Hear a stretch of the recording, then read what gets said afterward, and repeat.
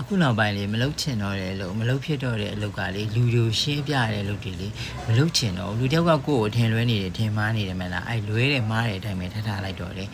ကိုဟာဖြူစင်ပါတယ်ကိုဟာစနိုဝိုက်ပါဆိုပြီးတော့တက်သေးတွေနဲ့တကွာကိုမရှင်းပြတော့သူကကိုယ်ဆုံးမလို့မြင်နေမလားအေးငါဆုံးမလို့ပဲနင့်ကောင်းထဲမှာထည့်ထားလိုက်တော့ဆိုပြီးတော့ပဲထထားလိုက်တော့တယ်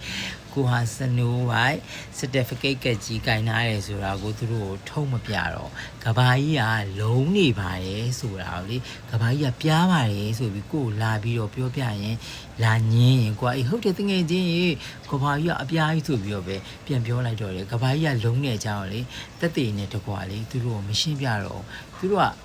အမှားကိုပဲကြိုက်တာလေအမှန်ကိုမကြိုက်ကြဘူးပေါ့နော်အမှန်တရားခါတယ်လူတိုင်းတော့မကြိုက်ဘူးအဲ့ဒီခါကျတော့အမားချွချူလေးတွေပဲကြိုက်တဲ့အတွက်ကြောင့်အမားချွချူလေးတွေပဲပြန်ပေးလိုက်တော့တယ်စီးကြိုပဲဖြစ်ဖြစ်သွေးကြိုပဲဖြစ်ဖြစ်ကြိုက်တာလားဖြစ်ကိုကလေသူတို့မှားတာယူကိုကပြန်ပေးရအောင်လေကိုကသူတို့ရဲ့အတန်းပိုင်စရာမှလည်းမဟုတ်ဘူးလေ